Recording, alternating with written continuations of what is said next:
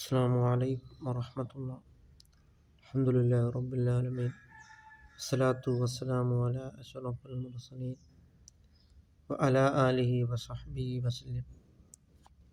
സയ്യിദുനാ റസൂൽ കരീം സല്ലല്ലാഹു അലൈഹി വസല്ലം തങ്ങൾ പറയുകയാണ്, ഇഖ്റഉൽ ഖുർആന, നിങ്ങൾ ഖുർആനിനെ നിങ്ങൾ ഓതുക.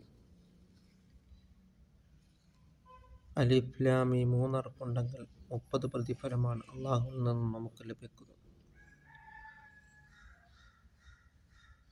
അതുകൊണ്ട് വിശുദ്ധ ഖുർആനിനെ നാം ധാരാളമായി ഓതിക്കഴിഞ്ഞാൽ വജബ ശഫാഅത്തി, വിശുദ്ധ ഖുർആൻ നമുക്ക് അനുകൂലമായി ശുപാർശ ലഭിക്കുന്നതാണ്.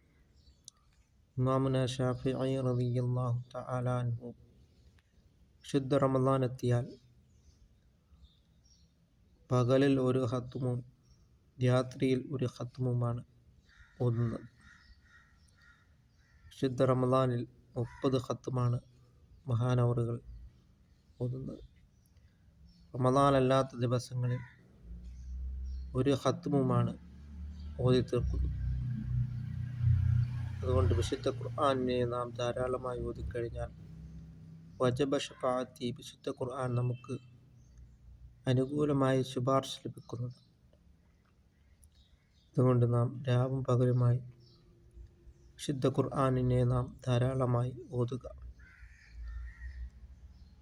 എന്നിട്ട് വിശുദ്ധ ഖുർആൻ അനുസരിച്ച് ജീവിക്കുവാനും നാം ശ്രമിക്കും.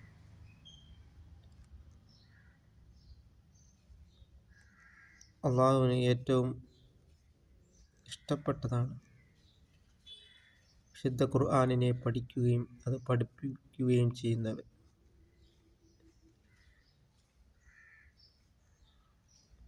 അത് നാം മനസ്സിലാക്കിക്കൊണ്ട് വിശുദ്ധ ഖുർആനിനെ നാം ധാരാളമായി ഓതുവാൻ നാം ശ്രമിക്കുക. അല്ലാഹു തആല വിശുദ്ധ ഖുർആൻ നമുക്ക് അനുകൂലമായി ശുപാർശ ലഭിക്കുന്നവരിൽ നമ്മളെ ഉൾപ്പെടുത്തുകയും ചെയ്യുമാറാകട്ടെ.